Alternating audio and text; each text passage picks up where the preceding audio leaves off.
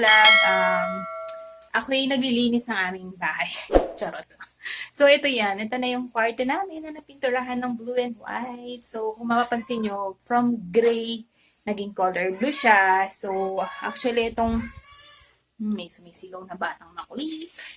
Desire niya. Ayan. So, itong kama na to, dati, di ba, naka-sandal siya dito sa wall na to.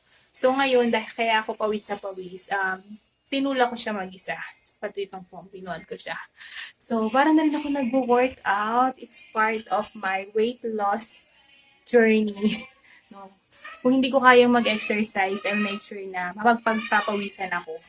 So, wait lang ulit sana. Let's go back. So, ayan na siya, no? Ang ganda ng pagka-blue niya. And yung white niya, buksan natin yung ilaw. Actually, it's maliwanag pa eh. Actually, magtatanghali pa lang. So, ayan na siya. So, katulad ng sinabi ko, itong kama na to, dati siya nakasandal doon. So, minove ko siya kasi gusto ko sana ilagay yung office table ko dito. Para dito ko mag-office sa taas. Para lang magkasya siya. And, ito na yung kanyang 360 degree. Yan. So, ayan na siya. So, wala pa siyang decor actually. Inaayos ko pa siya. And, pakita ko sa inyo yung update sa kabilang room. So, ayan siya, diba? Nagde-declutter talaga ako. So, ayan. Actually, tapos na rin to. Ayan na siya. Ang cute ng kulay ng room na to actually. Kung before is color pink lang siya. So, pinalagay ko tong isang, tong purple para mag-balance siya. So, ayan. Purple din sa likod niya. And, napinturahan din yung door ng white. So, lahat yan sa labas white na. So, dito ko muna tinatambak yung mga gamit. Ibang gamit para maayos ko yung sa master bedroom.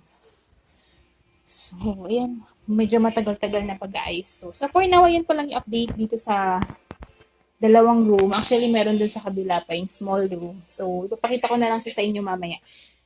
Dahil andun si Zaren siya nanonood ng YouTube. So, ayan. So, umpisahan ko na ulit maglinis. So, ayan. Kakagising ko lang. So, medyo haggardness pa. Wala pang ayos-ayos. I-update ko naman kayo dito sa baba. So, ayan, habang umiinom ako ng warm lemon water. So, every morning, ito yung iniinom ko. Empty stomach.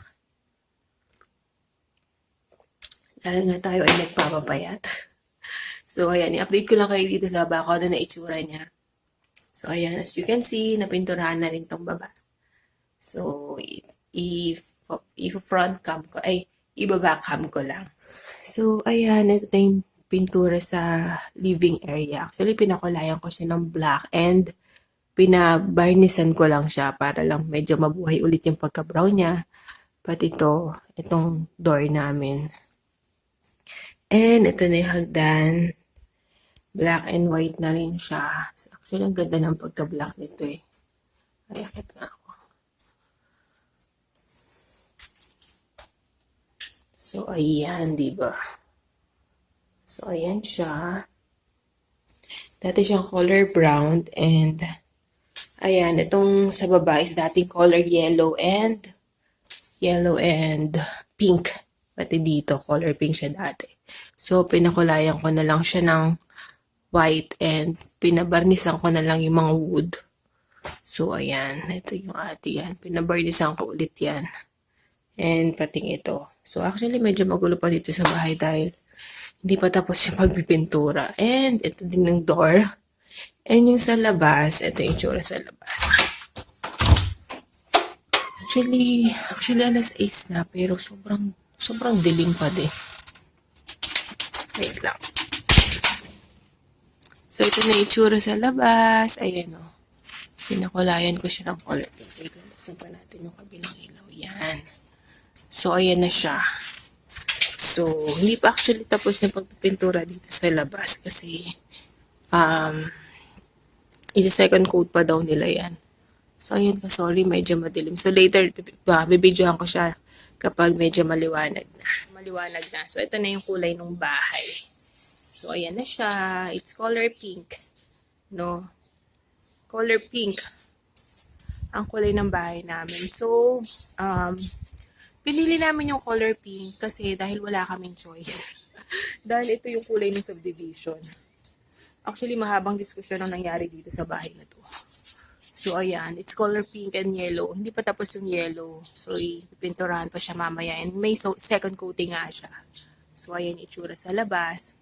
Diskusyon bago kami nag-come up sa ganitong kulay ng pintura. It's color pink. Ayan o. Kasi medyo strict dito sa subdivision na to. So, isa sa mga tip na pwede kong ibigay sa inyo is kapag bibili kayo ng bahay sa isang subdivision, kung gusto niyo mag-change ng color, kung ayaw nyo gayahin yung kulay nun, sa umpisa pa lang, i-ask nyo na sila kung pwede mag-repaint.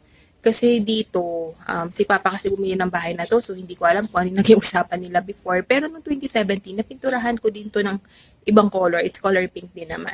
Pero recently lang ata sila nag-strict na kailangan approve ng subdivision, kung ano yung kulay na gagamitin mo, and ilang beses kaming sinita ng guard dito actually. So, actually iba talaga yung kulay ng bahay na gusto ko. Para may pagka-chocolate yata yung gusto kong kulay. Pero yun nga, para lang for sake lang na matapos na yung bahay at saka para for sake lang na sumunod na lang sa rules kasi yun naman daw talaga yung rules nila. Pero disappointed lang kasi di pa parang, alam mo yun, sarili mo namang bahay to, nabili to ni Papa, and na-transfer nito sa name namin. Tapos, hindi ka makapili ng sarili mong pintura.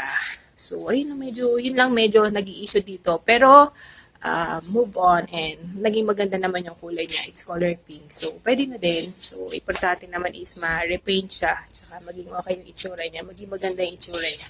So, ayun lang siguro. Kung bibili kayo ng bahay at gusto niyo mag-paint and gusto niyo mag-repaint, no? I-ask niyo yung ano bang tawag doon? I-ask niyo yung subdivision o kung anong klaseng subdivision man yan.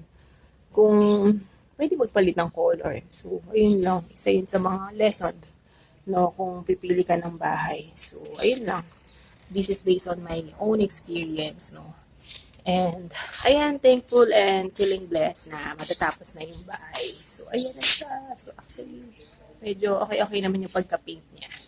So, ayun lang. Ito na yung update sa labas. And then, yung gate is kukulayan pa siya ng color black. So, hindi pa siya talaga totally tapos. So, hopefully, mga ilang days na lang matatapos na nila ibang pinturan dito sa bahay. So, ayan. So, for now, ayun lang yung update dito sa aming bahay. So, sana sa mga susunod na vlogs ko is ma-reveal ko na kung ano na yung magiging tsura niya kapag naayos na talaga siya totally. So, ayan. Thank you for watching. Please like and subscribe to our YouTube channel, mjandfamchannel. And stay safe, everyone. And God bless. Bye!